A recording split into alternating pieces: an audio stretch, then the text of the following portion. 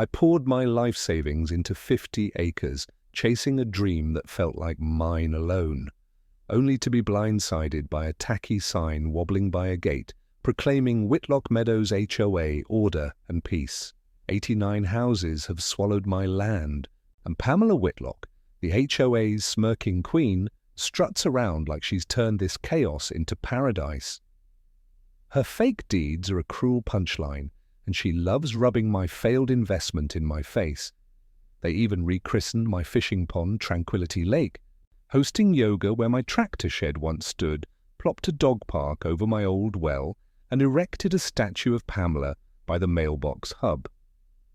I'm just one guy up against her gated empire, but I'm not backing down. Drop a comment with where you're watching this land heist from. Let me rewind to where this nightmare kicked off. 7 years ago, I was 25, fresh out of college with a data analyst degree, and I did something wild. Instead of a shiny car or a swanky apartment, I bet it all on land. Everyone thought I'd lost my mind, but I had a vision. I scraped together every penny, bought those 50 acres and filed a spotless deed. Albert Barnes, sole owner. Property values were soaring, and I knew this gamble would pay off huge. That deed was ironclad. Albert Barnes, sole owner of 50 acres in Madison County. Fast forward to last Tuesday, I decided to visit my land after 2 years, maybe kick off some development plans. What I found when I rolled up that familiar dirt road nearly stopped my heart. Gone were the rolling fields and scattered oaks I loved, replaced by a sprawling gated community with a crooked wooden sign, sneering Whitlock Meadows HOA. And which city in the United States are you watching from? Drop a comment and share with us if you've had any run-ins with your HOA. We'll narrate your story on our channel of order and peace in Godi. Gold letter 89. Identical beige houses stretched across my property like some suburban nightmare. There were perfectly manicured lawns, white picket fences, and a playground where my favorite fishing spot used to be. My first thought was that I'd taken a wrong turn, but my GPS confirmed it. This was definitely my land. I drove up to the gate, my hands shaking with confusion and growing anger. A security guard emerged from a tiny booth, clipboard in hand. "Sorry, sir, this is a private community. Do you have business here?" I showed him my deed, explaining that I owned this land. He looked at me like I just claimed to be the Easter Bunny. "You'll need to speak with Mrs. Whitlock," he said, picking up his radio. "We've got another one claiming ownership." Another one. How many people had shown up here claiming this was their property? 10 minutes later, she appeared. Pamela Whitlock was everything I'd come to despise about HOA presidents. Perfectly styled blonde hair, expensive designer clothes, and a smile that never reached her eyes. She strutted toward my car in her pristine white heels, clutching a manila folder like it contained the secrets of the universe. "Mr. Barnes, I presume," she said, her voice dripping with fake sweetness. "I understand you have some concerns about our lovely community." "Concerns, lady? You built the entire subdivision on my property without asking." I got out of my car and handed her my deed. She barely glanced at it before producing her own document from the folder. "As you can see," she said, spreading a map across the hood of my car, "this land was purchased fair and square from the county. 3 years ago, it was declared abandoned public land after. No taxes were paid. That was a blatant lie, and we both knew it. I'd been paying property taxes religiously for 7 years.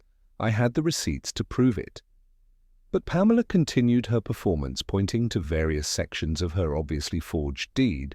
"We transformed this wasteland into paradise," she declared, gesturing toward the houses with theatrical pride. 89 beautiful homes where families can live in peace and harmony. We even have a community garden and a book club. I compared my original deed to her map, and it was painfully obvious what had happened. Every single house, every sidewalk, every stupid decorative fountain was built on my land, my investment, my future, had been stolen and turned into Steepford Wives Central when I demanded she remove the houses and return my property. Pamela's fake smile finally cracked. Her voice turned ice cold as she threatened to file a trespassing lawsuit against me. "Listen here, Mr. Barnes," she hissed, her perfectly manicured finger jabbing toward my chest. "This is a respectable community. We don't need troublemakers coming around with fake documents trying to steal homes from hard-working families. You had 7 years to develop this land, and you did nothing. We saw an opportunity and took it. That's called business." The absolute audacity of this woman was breathtaking. She'd stolen my land, built houses on it without permission, and now she was acting like I was the criminal.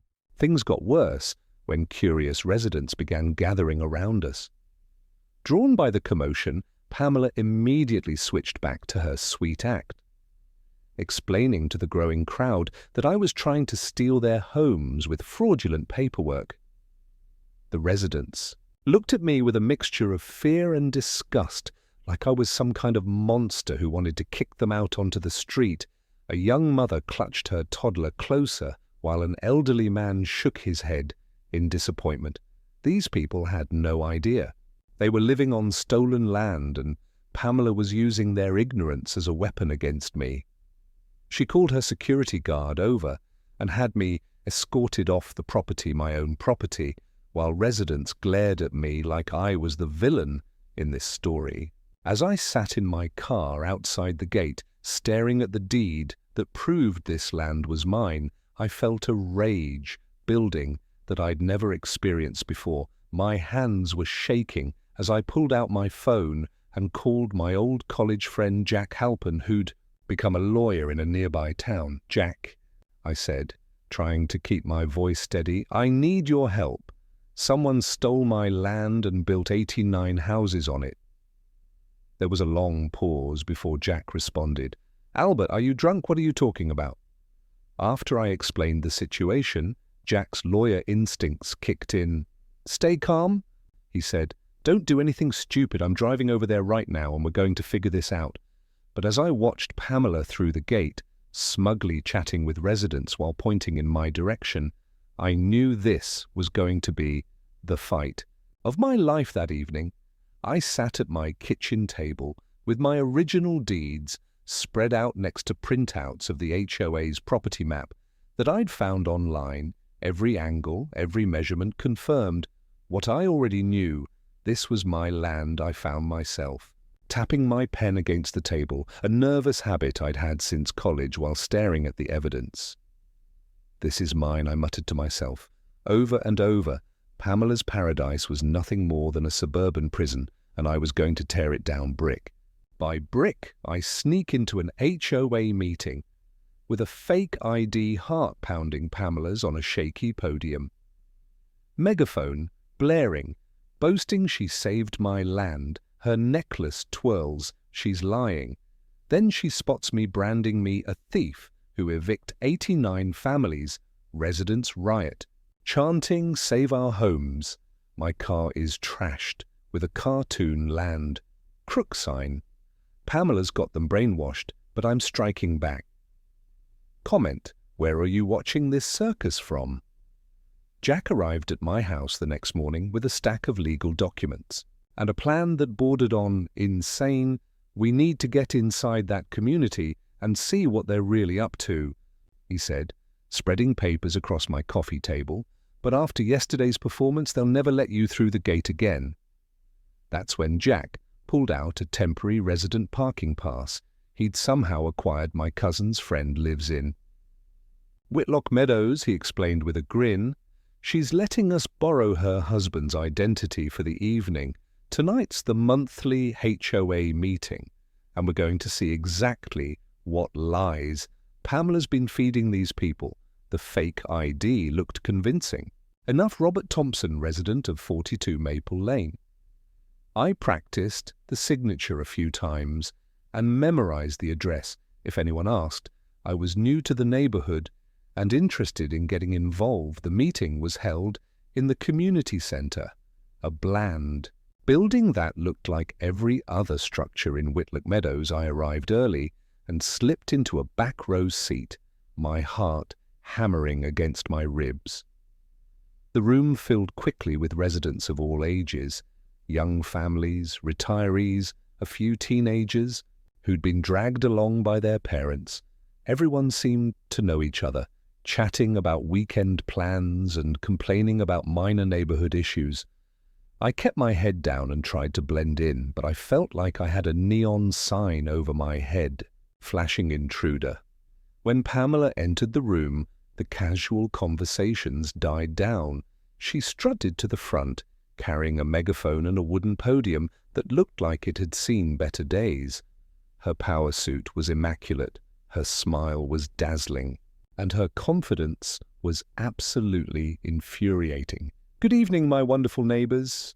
Pamela began, her voice amplified by the crackling megaphone. "Before we discuss tonight's agenda, I want to address the disturbing incident that occurred yesterday." My stomach dropped. She was going to talk about me. A man claiming to own our beautiful community showed up at our gates with fraudulent documents.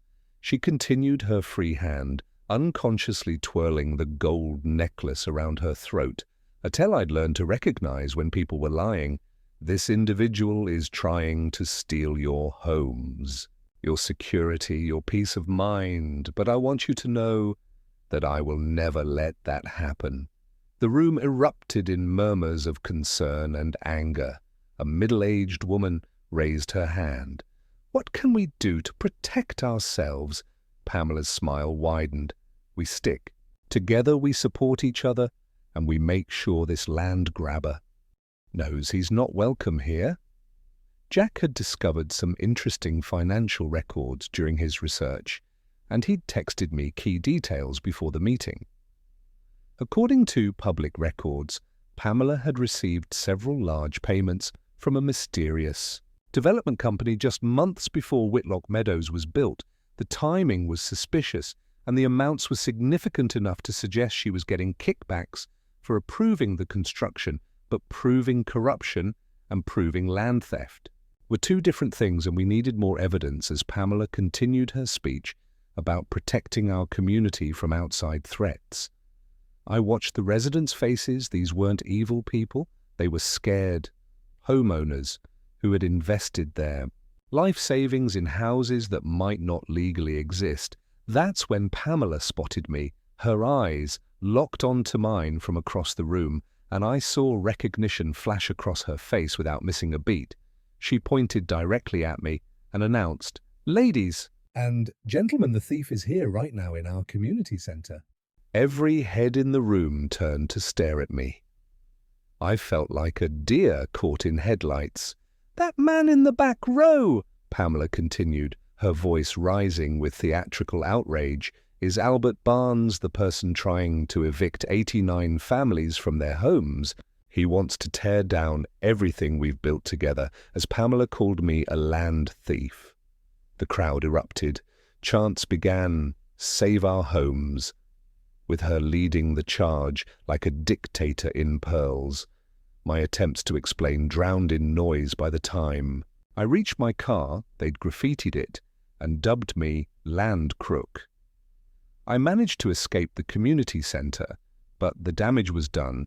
Someone had found poster board and markers, and within minutes there were dozens of handmade signs reading, "Stop the land grab and protect our families."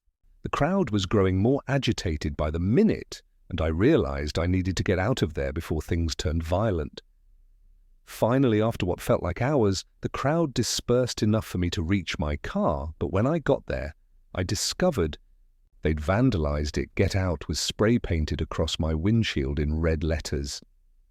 Someone had drawn a cartoon of me on the side of my car with "Land Crook" written underneath. The tires were still intact, thankfully, but the message was clear: I wasn't welcome in Whitlock Meadows. As I drove away, I could see Pamela in my rearview mirror, still holding her megaphone, looking absolutely triumphant. She'd turned an entire community against me, with nothing but lies and fear-mongering her megaphone. Might have been louder than her brain, but she was clearly smarter than I'd given her credit for. When I got home, I sat in my driveway, staring at the graffiti on my car. My hands were clenched into fists, and for a moment I wondered if I was in overt. My head, this wasn't just about property rights anymore. This was about 89 families who believed I was trying to steal their homes. Pamela had weaponized their fear and turned them into her personal army, but then I thought about my original investment, my 7 years of patience, my carefully saved money that had purchased this land fair and square. A slow smile spread across my face as I pulled out my phone to call Jack. She's scared. I told him Pamela's running scared or she wouldn't have gone to such extremes. Tonight's game on my plan was just beginning, and if Pamela wanted to play dirty, I was ready to show her what dirty really looked like. Emily Renner, HOA secretary, hands me a USB with a red X over the HOA logo. She's trembling, exposing Pamela's bribes to a developer to steal my land. I'm recording. But Pamela's spying. She catches us, fires Emily, and bans her for betraying the HOA. I'm hit with a restraining order, locked out of my land, but Emily's confessions online going viral. Pamela's empire's cracking comment. Where are you watching this betrayal unfold? The morning after the disastrous HOA meeting, I woke up to find an unexpected email in my inbox. The sender was Emily Whitlock's Augur, and the subject line simply read, "We need to talk." The message was brief. "Meet me at the coffee shop on Elm Street at 7 a.m. tomorrow. Come alone. I have information you need to see." I'd noticed Emily during the meeting, a nervous-looking woman in her late 20s who'd been taking notes from a corner table while everyone else had been shouting and making signs. She'd remained quiet, occasionally glancing in my direction with what I thought might have been sympathy. Jack warned me it could be a trap. But something in Emily's email felt genuine. Besides, what did I have to lose? At this point, I arrived at the coffee shop 15 minutes early and chose a corner booth with a clear view of the entrance. Emily walked in exactly at 7, clutching a large purse and looking around nervously before spotting me. She was younger than I'd thought, with tired eyes and the kind of stressed expression that came from too many sleepless nights. "Mr. Barnes," she whispered as she slid into the booth. Across from me, "Thank you for coming. I wasn't sure you'd actually show up." She ordered a large coffee with extra shots, and I could see her hands shaking as she spoke. "I'm Emily Renee. I'm the HOA secretary, or at least I was until last night. I think Pamela's going to fire me today." I asked her why she'd wanted to meet, and Emily's response changed everything. "Because what happened to you isn't right," she said, reaching into her purse and pulling out a small USB drive. Someone had drawn a red X over the HOA logo with a Sharpie.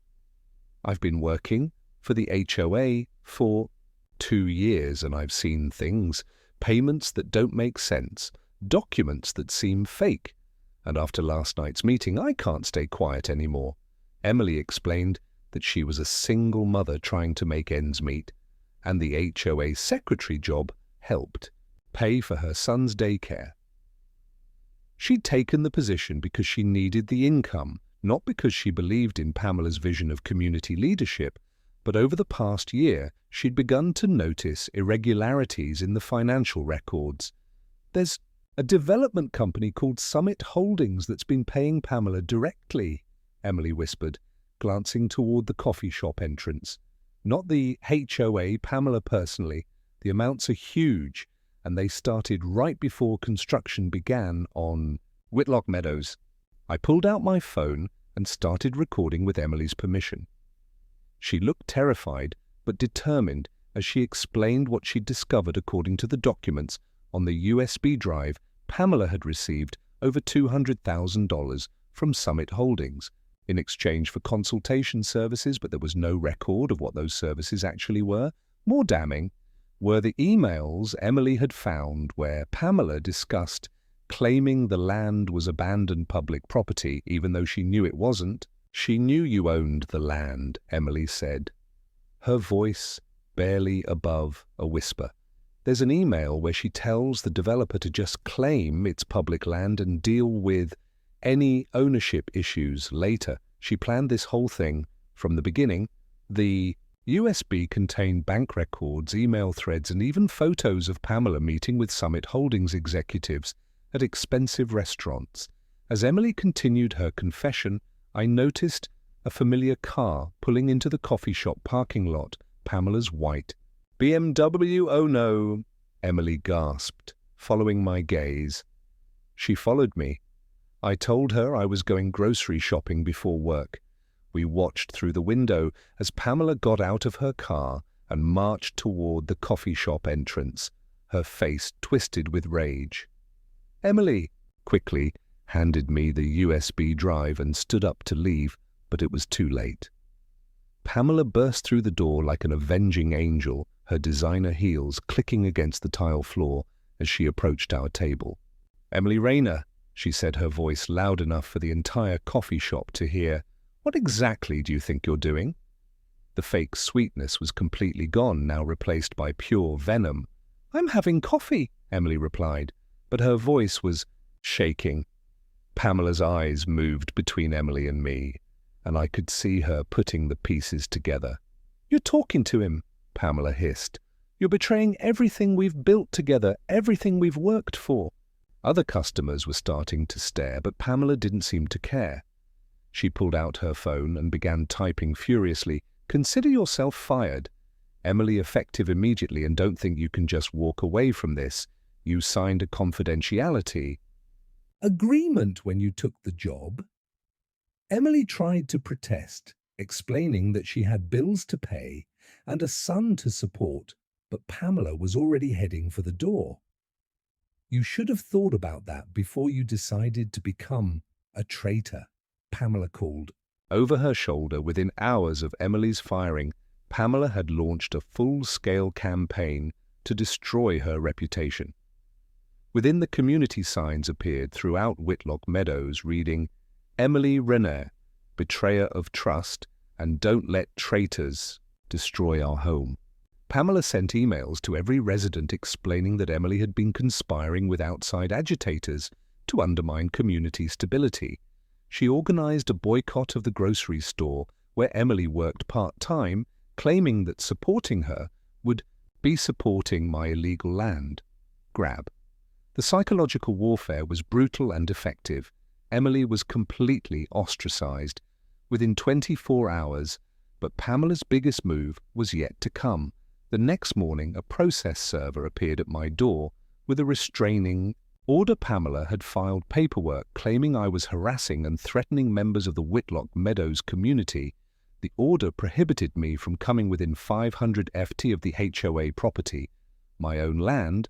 I was legally banned from setting foot on the 50 acres I'd bought 7 years earlier.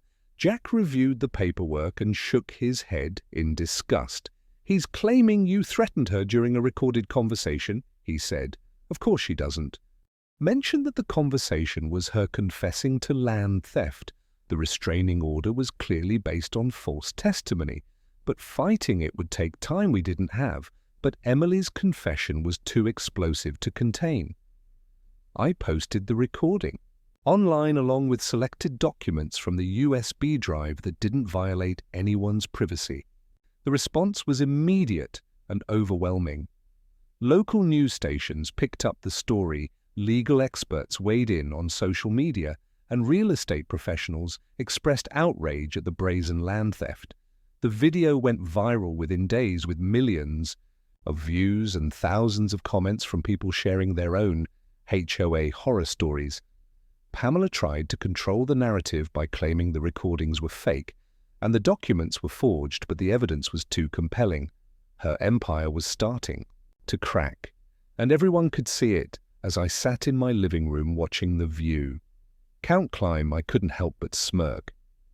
Pamela's notices might be dictator chic, I said to Jack, but the truth has a way of getting out in court.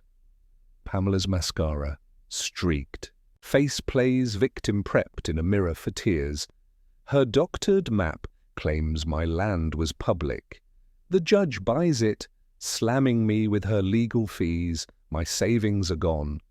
Residents cheer Pamela like a hero, but my old investment notebook, scribbled at 25, reignites my fire. Pamela's not winning comment. Where are you watching this injustice from after Emily's revelation went viral? Jack and I spent 3 sleepless days preparing for what we knew would be the legal battle of our lives, we gathered. Every piece of evidence, my original deed property tax records going back 7 years, Emily's USB drive contents and documentation of Pamela's payments from Summit Holdings, the case seemed airtight.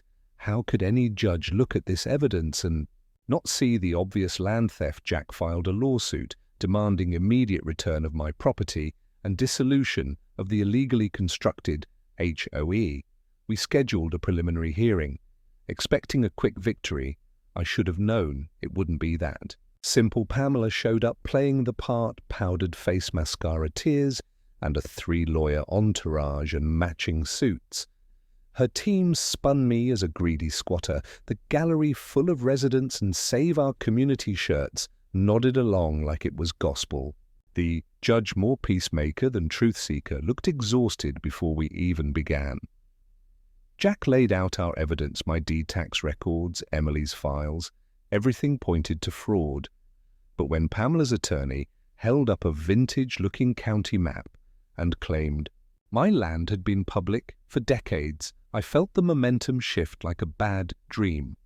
Pamela's lawyer produced a map, supposedly showing property boundaries from 1957, claiming it proved the land had been public domain for decades. The map looked official, complete with county seals and surveyor signatures, but something about it felt wrong to me. Your Honor, Pamela's attorney said, my client acted in good faith when the county offered this abandoned public land for development.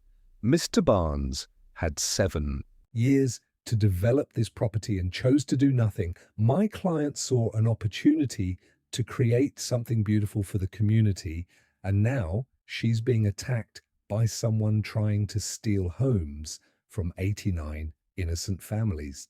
The lawyer's performance was masterful, painting Pamela as a civic-minded hero and me as a greedy opportunist. When Pamela took the witness stand, she was absolutely brilliant in the most infuriating way possible. The tears she'd been practicing came right on cue as she described the harassment and threat she'd endured from me and my accomplices. She claimed that Emily had been embezzling HOA funds and that the evidence on the USB drive was fabricated to cover up her own crimes. Pamela's voice cracked with emotion as she talked about the wonderful community she'd helped create and how devastating it would be for all those families to lose their homes. Because of my baseless claims, the judge's ruling was devastating, he declared. That while there were questions about the property's history, the current residents couldn't be displaced without clear and convincing evidence of fraud. More importantly, he ruled that my lawsuit was poorly supported and ordered me to pay the HOA's legal fees as a penalty for bringing a frivolous case. The amount was staggering, over $30,000. That I didn't have my savings account already depleted from my own legal costs was completely wiped out. I was broke, legally prohibited from accessing my own land and facing a debt that would take years to pay off. Outside the courthouse, Pamela emerged with her arms raised in victory while residents cheered and took photos. Someone had brought a banner reading, "Community saves itself from land. Grab her!" And local news crews were interviewing Pamela about her David versus Goliath victory. She played up the narrative, perfectly describing herself as a simple community leader who'd stood up to a wealthy, out-of-state investor trying to displace hard-working Families that evening I sat, staring at my bank account balance of $60,143 Jack had left, to figure out our appeal options, and I was alone with the wreckage of my financial life, everything I'd worked for. Since college was gone, my investment was stolen, my savings were depleted, and my reputation was in ruins. For the first time since this nightmare began, I seriously considered giving up. Maybe Pamela had won. Maybe I should just walk away and start over somewhere else, but then I remembered something that changed everything. Buried in my closet was an old notebook. From when I'd first bought the land, 7 years earlier, I'd been 25, fresh out of college, and full of dreams about my future. The notebook contained all my research about the property, soil tests, zoning information development plans I'd sketched out during lunch breaks. Reading those notes reminded me of the young man who'd been brave enough to risk everything on a crazy investment. That kid wouldn't have given up, and neither would I. I closed the notebook and smiled for the first time in weeks. "Not over yet, Pamela," I said out loud. "Not even close." I stormed the HOA town hall projector, ready 3 slides. My land map, Pamela's bribe, email her, signing videos stun residents. The mayor tipped by Emily watches Pamela plays fake footage of me threatening her, but my video of her muttering just, "Get me the fees," breaks her. She rips the projector cord, screaming her forced takeover vote, still coming. Comment, where are you watching this chaos unfold? After the courtroom defeat, Jack and I regrouped with a new strategy that was either brilliant or completely insane. "We can't beat Pamela in court with the evidence we have," Jack explained, "but we can expose her to the people who matter most, the residents of Whitlock Meadows." His plan was to crash the next HOA town hall meeting with a multimedia presentation that would blow the lid off Pamela's corruption. We'd borrowed a projector from Jack's law firm and spent days preparing a slideshow that would leave no doubt about what really happened. To my land, Emily had used her insider knowledge to tip off the mayor about our presentation, ensuring that someone in authority would witness Pamela's downfall. The night of the town hall, I felt like a commando preparing for a covert operation. Jack and I arrived separately with him carrying the projector. Equipment in a large sports bag, I entered through a side door while the residents were filing into the main entrance, and we set up our equipment in the back corner where it wouldn't be noticed. Until we were ready, the community center was packed. Even more than usual word had spread that this would be an important meeting about ongoing security threats to the neighborhood. Pamela began the meeting with her usual theatrical flair, standing behind her rickety wooden podium with the megaphone she loved so much, my dear neighbors. She announced, "Tonight we're going to address the continued harassment our community has faced from outside agitators who want to destroy everything we've built together." She'd prepared a comprehensive presentation about my criminal behavior, complete with printed handouts and poster-sized photos of my vandalized car. That's when Jack and I made our move, while Pamela was mid-sentence talking about protecting our families from predators. Jack powered up the projector, and I grabbed the microphone from the back of the room. "Ladies and gentlemen," I announced, my voice echoing through the community center, "before you vote on anything. Tonight there are some things you need to see." The room erupted in shocked murmurs as residents turned to locate the source of the interruption. Pamela's face went white when she saw me, and she immediately began shouting into her megaphone for security to remove me. But it was too late. Our first slide was already on. The wall slide one was a side-by-side comparison of my original deed from 2015 with the current HOA property map. The overlap was undeniable. Every house, every street, every blade of grass in Whitlock Meadows was built on land that belonged to me. "This is my property," I explained calmly. I bought it 7 years ago with my life savings and I have the documentation to prove it. Pamela was frantically trying to unplug our projector, but Jack had positioned himself strategically to block her access to the power cord. Slide 2 was the smoking gun, Emily's email evidence showing Pamela's communications with Summit Holdings about claiming the land was abandoned public property. The email thread was damning, with Pamela explicitly acknowledging that she knew the land had an owner, but instructing the developer to just claim its public land and deal with ownership issues. Later, one particularly incriminating message showed Pamela saying, "The county records are easily manipulated if you know the right people." The room fell completely silent as residents read the evidence of their HOA president's corruption. Slide 3 was the most devastating of all, a video Emily had secretly recorded of Pamela signing contracts with Summit Holdings while muttering, "Just get me the fees."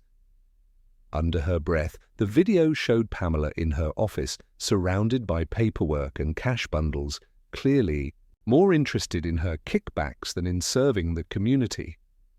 The mayor, who had indeed shown up, thanks to Emily's tip, stood up from his seat in the back row and began taking notes.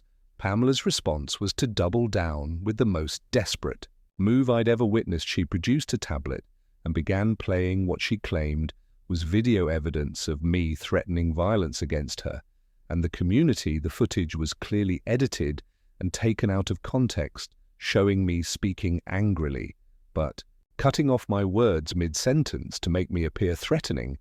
But then Jack played our ace in the whole audio from Emily's coffee shop recording, where Pamela admitted to planning the entire land grab from the beginning. The audio was crystal clear and absolutely damning.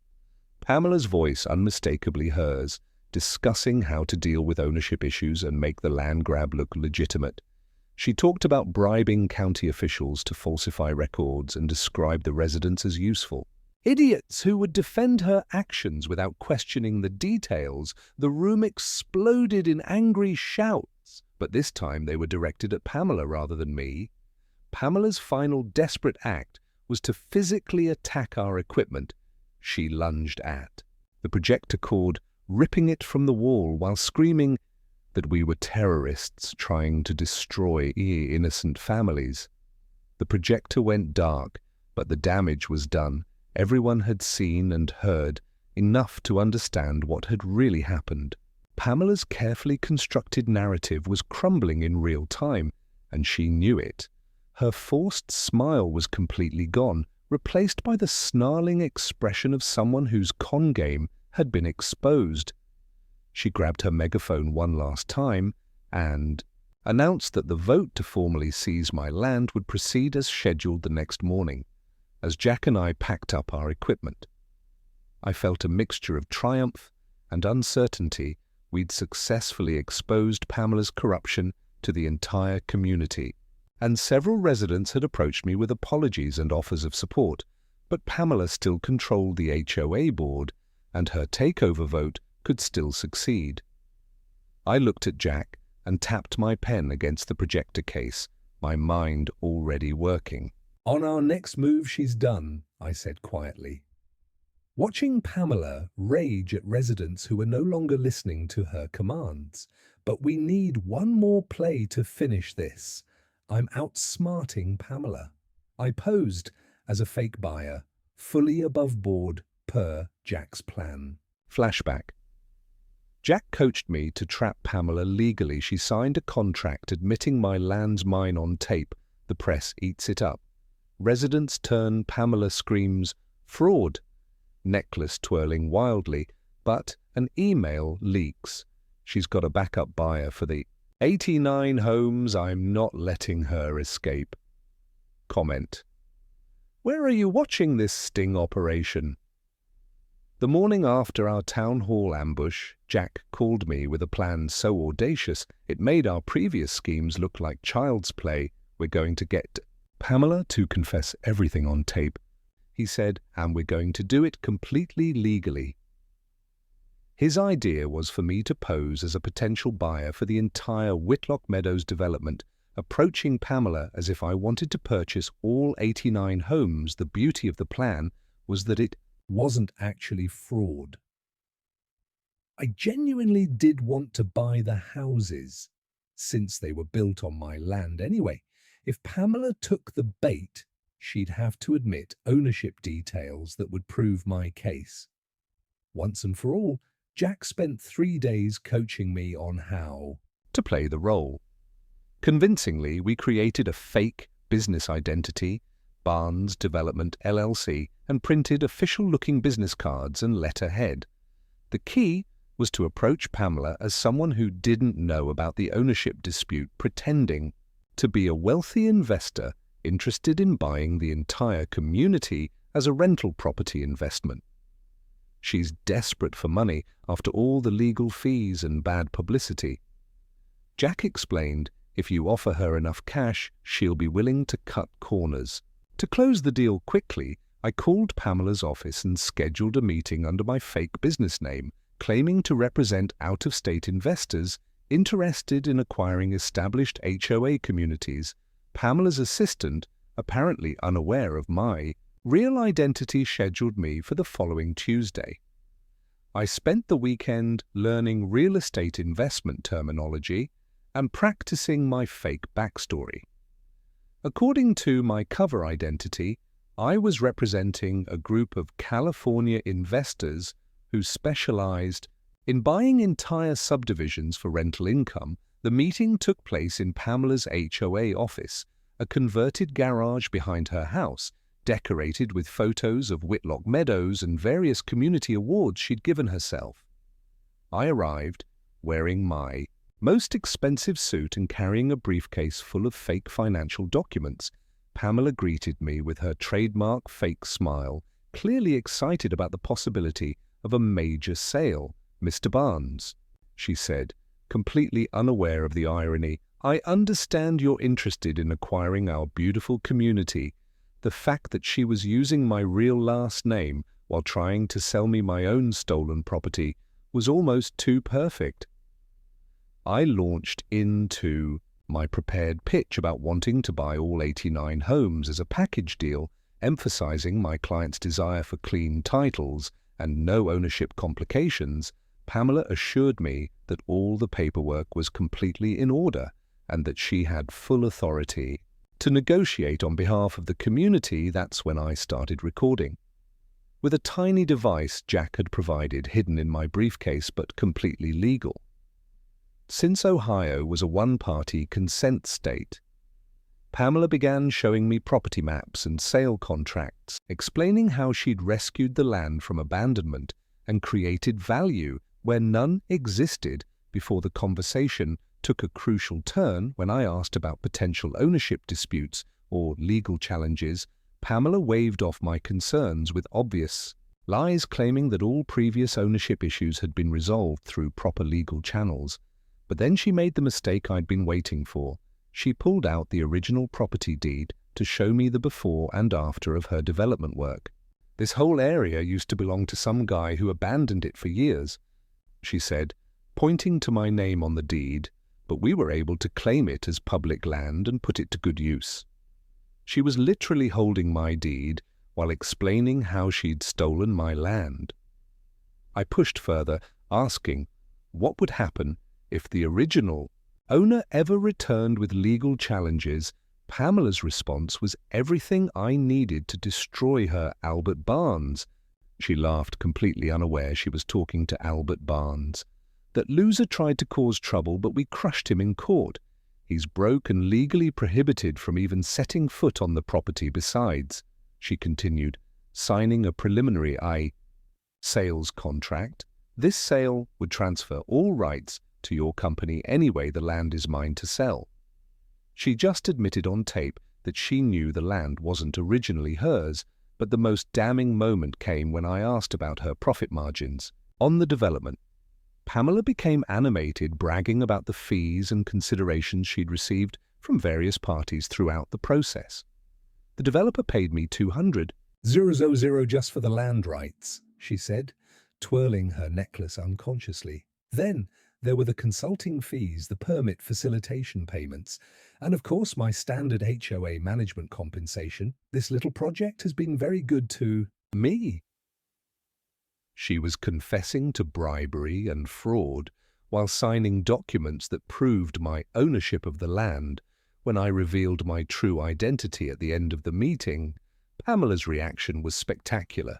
The colour drained from her face as she realized she just spent an hour confessing to land theft while signing documents that proved my ownership claim. "You can't use any of this," she screamed frantically, trying to grab the contract she'd signed. "This is fraud entrapment." But Jack had coached me. Well, everything we'd done was completely legal. Her necklace was twirling so frantically I thought she might strangle herself with it. The press conference we held that afternoon was a media sensation. Jack presented the recorded conversation alongside the signed contracts, creating an irrefutable case for my ownership of the land. Local news stations picked up the story immediately, with legal experts explaining how Pamela had essentially confessed to grand theft while signing documents that proved her victim's case. The residents of Whitlock Meadows were faced with undeniable evidence that their HOA president was a criminal who'd stolen the land their homes were built on. But Pamela wasn't finished yet, even as her empire collapsed. Around her, she was still scheming to escape with as much money as possible. Jack discovered an email thread where Pamela was arranging to sell all 89 homes to a mysterious backup buyer, planning to complete the transaction before any legal actions could stop her. She was essentially trying to steal my land twice: first by building on it illegally, and now by selling it to someone else before her fraud was fully exposed. The final confrontation was coming, and I was ready to end this once and for all. Courtroom showdown: my tape, Emily's testimony, and Pamela's bribe email her. She claims I hacked her, but my recording her signing admitting she stole my land shocks the judge. The mayor confirms my map matches city records. Pamela's home's mine. My land's mine. Residents tear down her tacky sign. Justice hits hard. Comment: were you watching this take-on? The final court hearing was nothing like the disaster I'd experienced months earlier. This time, Jack and I arrived with an arsenal of evidence that would make Perry Mason jealous. The recorded confession signed, contracts, financial records, Emily's testimony, and the mayor's official statement confirming that my property deed matched city records. The courtroom was packed again, but the atmosphere was completely different. Many Whitlock Meadows residents now sat on my side of the gallery, having realized they'd been deceived by Pamela's lies. Pamela arrived with a new legal team. Apparently, her previous lawyers had dropped her after the recorded confession went public. She looked haggarded and desperate, her usual pristine appearance replaced by the drawn expression of someone who knew her world was collapsing. Her new attorney tried to argue that my recording was inadmissible because it was obtained through fraudulent misrepresentation. But Jack had anticipated this defense, and he calmly explained to the judge that everything I'd done was completely legal. Emily's testimony was the emotional centerpiece of our case. She took the stand, wearing a simple dress and speaking in a clear, steady voice about her experience working for Pamela. Mrs. Whitlock knew from the beginning that Mr. Barnes owned that land. Emily testified, I saw emails where she discussed how to handle the ownership problem and how to make the land grab look legitimate. She never cared about the community. It was always about the money. Several residents in the gallery were openly crying as Emily described how Pamela had destroyed her life for telling the truth. The recorded confession was devastating to Pamela's case, but her lawyer made one last desperate attempt to discredit it. He claimed that I had somehow hacked Pamela's computer and fabricated the audio using artificial intelligence technology. It was a ridiculous argument that fell apart the moment Jack played the video portion of the recording, which clearly showed Pamela signing contracts while making her incriminating statements, the judge looked increasingly annoyed. Finally cutting him off mid-sentence, "Counselor," the judge said dryly, "unless you have evidence that this recording has been tampered with." I'm going to assume that Mrs. Whitlock said exactly what we all just heard her say. The mayor's testimony provided the final nail in Pamela's coffin. He took the stand with a thick folder of official documents and explained how his investigation had confirmed that my property deed was authentic. The map Mr. Barnes provided matches our surveyor records exactly, the mayor testified. There is no question that Whitlock Meadows was built entirely on privately owned land, without the owner's permission. Mrs. Whitlock's claims about abandoned public land are completely false. No such designation ever existed for this property. When Pamela took the stand in her own defense, it was like watching a master manipulator finally meet her match. She tried to deploy the same theatrical techniques that had worked in our previous court battle. The practiced tears, the wounded voice, the claims of victimhood. But this time, the evidence against her was too overwhelming. Every lie she told was immediately contradicted by documented evidence when she claimed she'd acted in good faith. Jack produced emails showing she knew the information was false when she denied taking bribes from Summit Holdings. Jack showed bank records proving the payments. The judge's ruling was swift and comprehensive. He immediately voided all property sales within Whitlock Meadows, declaring them null and void due to Pamela's lack of legal authority to sell the land. He ordered the immediate dissolution of the HOA and demanded that Pamela repay all money she had received from Summit Holdings, plus damages for the illegal use of my property. Most satisfying of all, he issued a warrant for Pamela's arrest on charges of fraud, embezzlement, and grand theft. "Mrs. Whitlock," the judge said, his voice heavy with disgust, "you have perpetrated one of the most brazen land grabs I've seen in 30 years." On the bench, Pamela was arrested in front of a crowd that once cheered her. Emily got a standing ovation. Someone yanked down the crooked HOA sign and left it in Pamela's car. My land was mine. Again, finally, that evening, I sat in a folding chair in the middle of my 50 acres, sipping a beer and watching the sunset over the land I'd finally reclaimed. The 89 houses were still there. Of course, they couldn't be demolished overnight, but they were mine now. I'd already reached out to the families living in them, offering fair lease agreements that would let them stay. While I figured out the long-term development strategy, most of them were relieved to have a reasonable landlord. After months of Pamela's tyrannical rule, "I bought this land twice," I said out loud, raising my beer to the empty field where Pamela's sign used to stand, "but it's mine forever now." The aftermath was everything I'd hoped for, and more. Pamela was sentenced to 5 years in prison and ordered to pay restitution that would keep her broke for the rest of her life. Summit Holdings faced federal charges for their role in the land fraud. Emily got her job back and received a settlement that allowed her to go back to school and build a better life for her son. The residents of what was now officially called Barnes Meadows formed a new community organization based on cooperation rather than tyrannical control.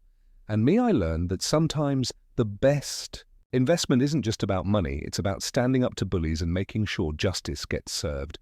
So here's my question for you. What would you have done if 89 houses had been built on your land? Let me know in the comments. And don't forget to subscribe for more stories about karma catching up with HOA tyrants.